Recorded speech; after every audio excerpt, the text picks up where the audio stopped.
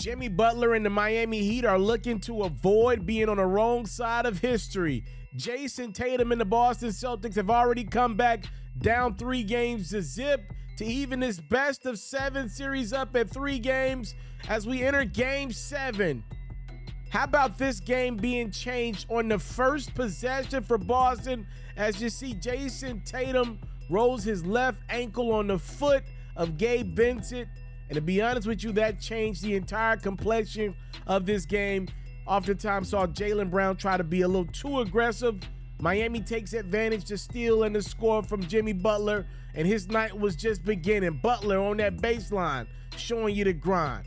And he wasn't alone. Duncan Robinson got a look and knocked it down. And just like that, the Heat have already extended their Game 7 lead to double digits. When Miami's needed a big shot, it's been Caleb Martin responding of late. His 3 gives the Heat a 15-point lead.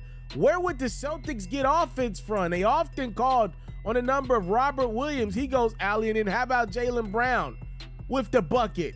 Tatum trying to find a way and get some type of explosion off that ankle. He was limited, though, to just 14 points. Butler and Miami had no limitations. His deuce goes. Heat up 11 at the half. The hero of Game 6 trying to bring the troops back in Game 7. Derek White, the 3 in the deuce. Boston down single digits. White had 18 points in Game 7. But who's going to stop this Heat attack led by Butler and Martin? How about Caleb with the LeBron-esque fadeaway? Miami takes a 10-point lead into the 4th. Tatum trying, but failing. Butler and Martin succeeding. Is Caleb at the top of the key for 3? Boston would make a few mini runs, but Miami was all game in Game 7. As you see, another turnover from Brown. He had 8 in the game. Go along with 1 for 9 from the 3-point line, 19 points for JB. As Duncan Robinson shows you 2 of his 10. It's gone quiet in Boston, Duncan, as Miami avoids history. They get some revenge on the Boston Celtics, who beat them on their home court in Game 7 just a season ago in the Eastern Conference Finals. Butler scores 28. Caleb scores 26. And the Miami Heat are advancing to the NBA Finals with a 103-84 win to end the Celtics season in 7. What's up, everybody? It's yours truly. I'm the one and only. I go by the name of Hoops FERRO. Now that the Eastern Conference Finals is done, it's time to turn our attention to the NBA Finals. I got wall-to-wall coverage every game, ladies and gentlemen. Make sure you subscribe to the platform at Hoops FERRO so you can get your boy. Enjoy the rest of this video. Alley thinks. Tatum got it from Robert Williams, but misses on the doorstep. It's picked up by Jimmy Butler. 4th quarter underway. Outside Martin. On top, open triple. Good! Look, obviously this game will forever be known as the Jason Tatum ankle sprain game. And I'm not taking away from the fact that Jason definitely sprained his ankle on the first play of this game. But I also want to acknowledge that injuries are a part of the game. They're a part of pretty much every game in the NBA nowadays. I mean, you can make an argument if Gabe Vincent doesn't injure his lower leg, are we even at a Game 7? Do the Heat not close this thing out in Game 5? I mean, you could play that game all day and night. The fact is, Tatum injured his ankle. It clearly impacted the Boston Celtics. You can play the game. It's simple. The Celtics are their best version of themselves when they're able to make shots early. It just loosens them up so much on not just offense, but defense as well. That's the thing that throws me off. I've seen a lot of teams not be able to make shots, but, man, they'll lock up and play some gritty, hard-nosed defense, even if they can't score the basketball. That is not the scenario here for Boston. When they're not playing great offensively, they lock up defensively. And I didn't think this was their worst defensive play game of this series. Nowhere close. They were actually pretty bad at the beginning of this series. Joe Mazzulla came to the table with a strategy for Game 7. It didn't work completely, and we'll never know how good it could have been because Boston didn't make shots. And you could directly associate Tatum spraining that ankle, he was not able to put any pressure on it, go downhill, and make any moves that would give Marcus Smart some open looks. And I just think this Celtics team, they live off the energy of Marcus Smart, and he didn't make those early three-pointers. He didn't flourish out those corners, and it affected them. And obviously Tatum, he was out there, but he really wasn't out there. You got a guy that couldn't really impact the game defensively. He couldn't make a play on defense. He was just trying his best to not make a mistake on defense because his ankle was clearly hurting. He said it swelled up pretty bad on him during the game.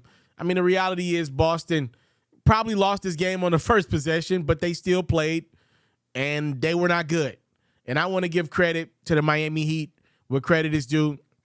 They were right there on being a part of history forever. The first team in 151 attempts to blow a 3-0 series lead.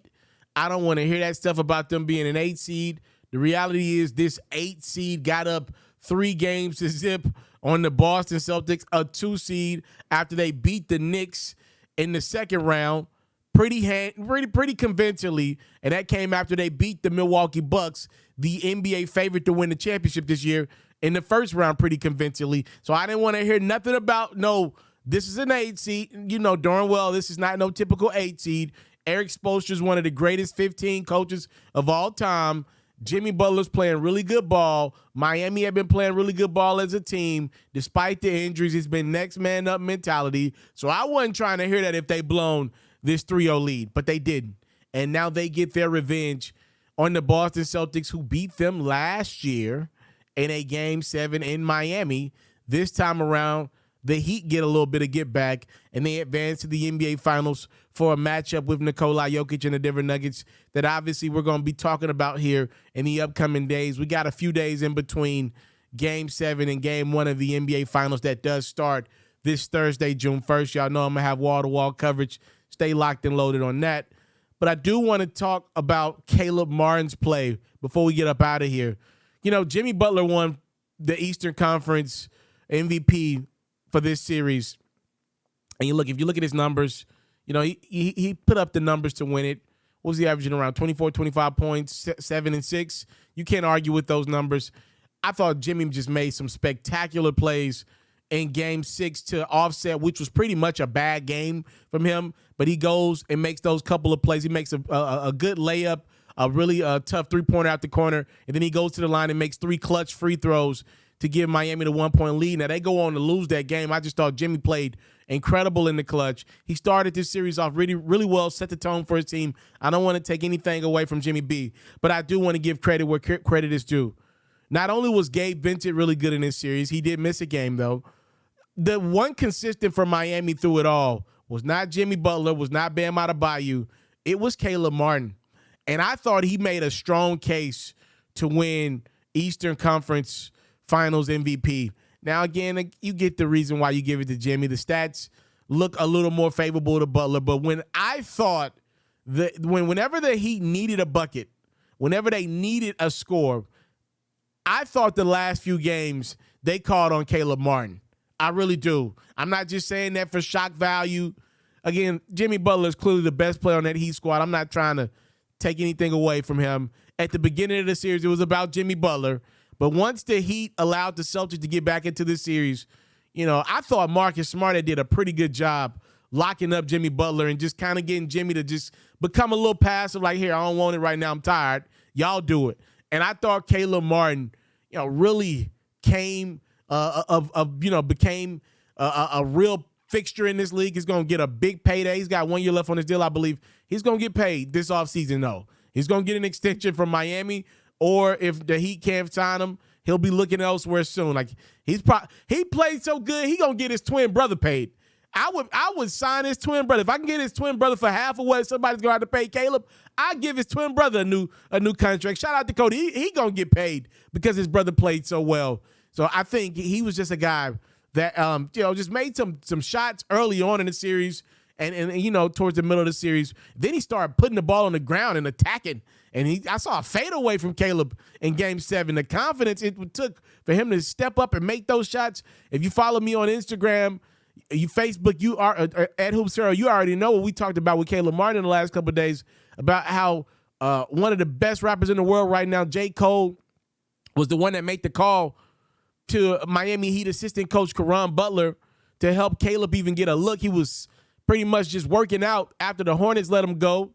They chose his twin over him, and he was without work. Goes to a Miami Heat training camp. The rest is history. Now he's one of the most important pieces on a team that's now competing for a championship. He's going to give Tyler Hero a run for his money for minutes here in the NBA Finals. I think the Heat played really hard. This is their moment to be here with the Jokic and the Nuggets, and I'm looking forward to the NBA Finals. We're going to be talking about Boston in the upcoming days, but I want to give credit where credit is due. The Heat, look, Miami didn't make no excuses. Bam Adebayo was not good at the back part of this series. And for however bad you thought Jaylen Brown was, and he was bad, Bam wasn't too much better.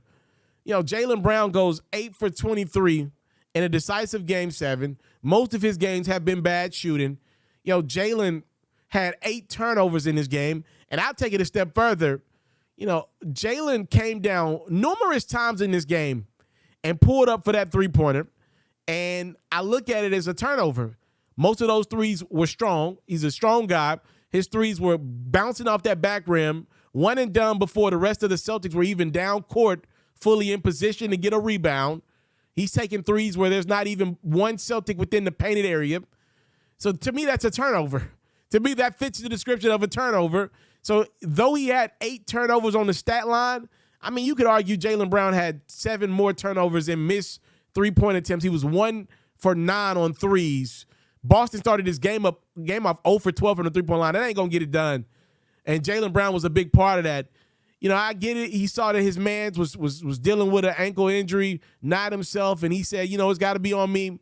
But instead of attacking the rim and making some things happen, he pulled up. And he kept pulling up. And to me, he had about 15 turnovers when you include those jump shots in his game. And I don't know what Boston does with him. We're going to talk about that more in the next video. I don't know what Boston does with him. I've been the guy that has not been the fan of trading Jaylen Brown for anybody. I just would not break up that Tatum and Brown duo. But I would even have to admit to you that I won't be mad or upset. This is the first offseason I would say this. I won't be mad and upset if the Boston Celtics field offers and just see what the market's like for a guy of Jaylen Brown's caliber. I thought Joe Mazzulla on the back end of this series, I thought he did a good enough job to keep his job. He's got to clean up some of his comments that he says in post-game pressers. But nevertheless, I thought he did a good job helping his team get back in the series. I don't think you should look at this as a complete disappointment for Boston. If you want to say anything about their playoff run, is they had no business being down 3-0 in this series, and that was the difference. It took everything they had to get back in this series, and they literally couldn't afford for anything to go wrong, and something went wrong literally on the first play of the game, and that was their Game 7.